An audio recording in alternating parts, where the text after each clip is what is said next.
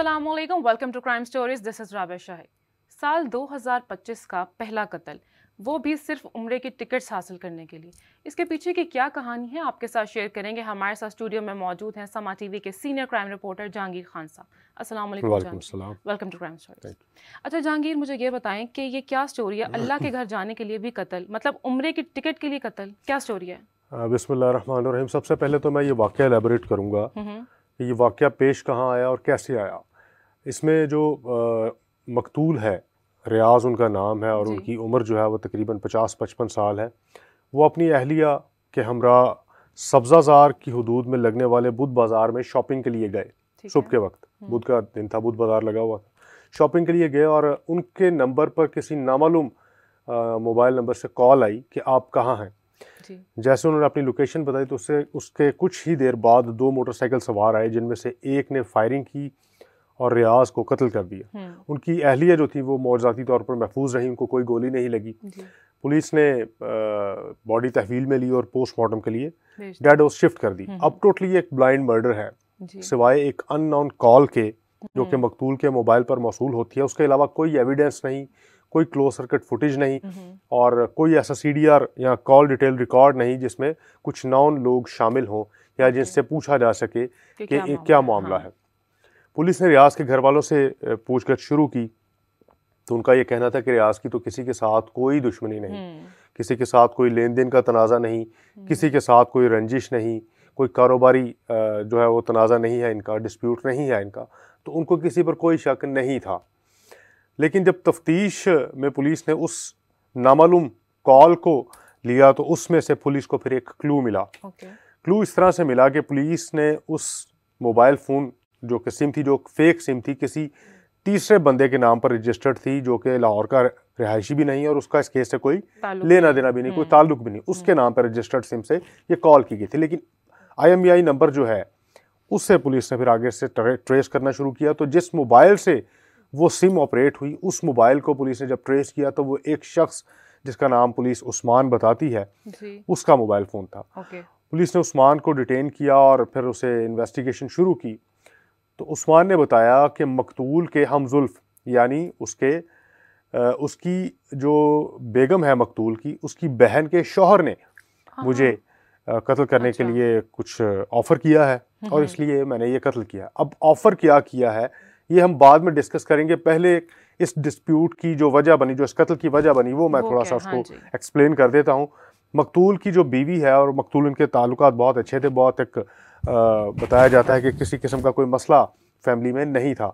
लेकिन मकतूल की बीवी की जो बहन है यानी मकतूल की जो साली है, उसके नाम पर एक मकान था और उसका शौहर यानी जो मुलजिम है जिसने ये सुपारी देकर अपने हमजुल्फ को कत्ल करवाया, वो चाहता था कि उसकी बीवी मकान उसके नाम कर दे।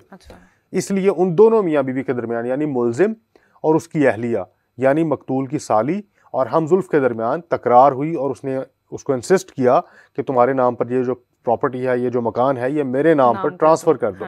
उसकी बीवी ने इनकार किया और आ गई अपनी बहन के घर, यानी अपने बहनोई रियाज और उसकी अहलिया जो भी उसकी बहन है मकतूल के घर आ गई। वहाँ आकर उसने स्टे कर लिया। अब इसी असना में जो मुलजिम है जिसने ये सारा मर्डर प्लान किया, उसके दिमाग में ये बात आई कि शायद इसकी जो बहन है, मेरी बीवी की बहन और उसका शौहर, ये चाहते हैं कि ये मकान मेरे नाम ना किया जाए और वही इसको प्रोवोक कर रहे हैं, वही इसको इस बात पर कायल कर रहे हैं कि मकान इसके नाम नहीं करना और ये खुद मकान अपने नाम करवाना चाहते हैं।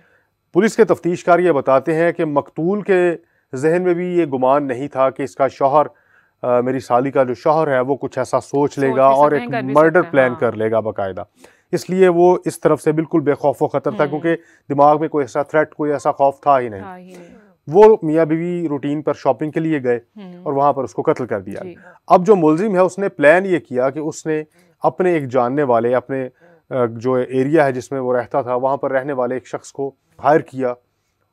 उस हायर किए गए शख्स का कोई सच मर्डर्स के हवाले से कोई क्रिमिनल रिकॉर्ड नहीं है, लेकिन उसका क्रिमिनल रिकॉर्ड सॉडोमी केसेस के हवाले से है। उसको उसने हायर किया और आमादा किया और कहानी ये बताई कि मेरा जो हमजुल्फ है वो मेरी बीवी को आमादा करके मेरे से अलहदा करना चाहता है और अपने ख़ानदान में, अपनी फैमिली में शामिल करना चाहता है, इस तरह की उसको कोई कहानी बताई, तो मेरी तुम मदद करो और इस मदद के एवज मैं तुम्हें उम्रा करवाऊंगा। यानी जिसने कातिल था जो, उसने फिर उससे उम्रे के 2 टिकट्स कहा कि मुझे एक नहीं, मुझे 2 टिकट चाहिए, एक खुद के लिए और एक किसी खातून के लिए जो कि शायद उसकी फ्यांसी है जी। उम्रे के 2 टिकट चाहिए, 30,000 रुपया चाहिए और एक मोटरसाइकिल चाहिए। ये वो सारी स्टोरी है जो पुलिस अपनी तफ्तीश में एलेबोरेट कर चुकी है, बयान कर चुकी है। इसमें से कोई भी ऐसी बात नहीं है जो कि हमने या मैंने या किसी भी रिपोर्टर ने खुद से गढ़ी हो। ये वो सारी तफ्तीश है जो कि पुलिस ऑफिसर्स ने खुद से तफ्तीश की, मुलजिम का स्टेटमेंट लिया, मकतूल के घर वालों का स्टेटमेंट लिया, हकायक जाने, हालात वाक़यात देखे और फिर मुलजिम को गिरफ्तार करने के बाद जो पुलिस ने एक प्रेस कॉन्फ्रेंस की। अब उसने 30,000 रुपये, एक मोटरसाइकिल और 2 उम्रे के टिकट के एवज इस साल 2025 का पहला कत्ल रियाज का किया, सब्ज़ाजार थाने की हदूद में किया और उसके बाद मुलजिम गिरफ्तार हो गया और गिरफ्तार होने के बाद उसने ये सारी कहानी बताई कि इसके हमजुल्फ ने ये मर्डर प्लान किया था, जिसके लिए मुझे 2 उम्रे के टिकट ऑफ़र किए गए थे, 30,000 रुपये ऑफ़र किए गए थे और साथ एक मोटरसाइकिल जो है वो ऑफ़र किया गया था। मुलजिम को अरेस्ट कर लिया पुलिस ने, उसका स्टेटमेंट भी रिकॉर्ड कर लिया, वेपन भी उससे रिकवर कर लिया। जो दूसरा मुलजिम है जो कि मकतूल का हमजुल्फ है, उसकी गिरफ्तारी के लिए पुलिस का ये कहना है कि छापे मारे जा रहे हैं, जल्द उसको भी गिरफ्तार कर लिया जाएगा। अब जो मकतूल की फैमिली है उनका ये कहना है कि हमारे भाई के वहमो गुमान में भी ऐसा कुछ नहीं था कि उसका हमजुल्फ जो है वो उसका कत्ल प्लान कर सकता है, क्योंकि उसकी प्रोफाइल देखी जाए तो कोई ऐसा झगड़ा या डिस्प्यूट उसके प्रोफाइल में अभी तक पुलिस को या उसके घर वालों को नहीं मिला। इसलिए बिल्कुल ब्लाइंड मर्डर पुलिस इसको कंसिडर कर रही थी, क्योंकि घर वाले भी किसी पर शक शुबे का इजहार नहीं करते थे। लेकिन बहुत से वाकयात ऐसे होते हैं जिनमें कोई एविडेंस भी नहीं होता, लेकिन अल्लाह ताला की तरफ से जब अल्लाह ने किसी मामले को हल करना हो तो उसके हवाले से अल्लाह ताला की ज़ात मदद करती है और फिर कुछ ना कुछ कोई ना कोई ऐसा एविडेंस ज़रूर मिल जाता है। अब इस केस में भी जो सबसे बड़ा एविडेंस मिला और सबसे कमज़ोर एविडेंस भी उसको कहूँगा कि एक नामालूम नंबर से आने वाली कॉल थी जिसमें सिर्फ उसे ये पूछा गया था कि आप कहाँ हैं, और ये भी मकतूल की अहलिया ने बताया कि मेरे शौहर को नामालूम नंबर से कॉल आई थी और पूछा गया था कि आप कहाँ हैं। उसके बाद जो है वो इस प्लान को एग्जीक्यूट किया गया।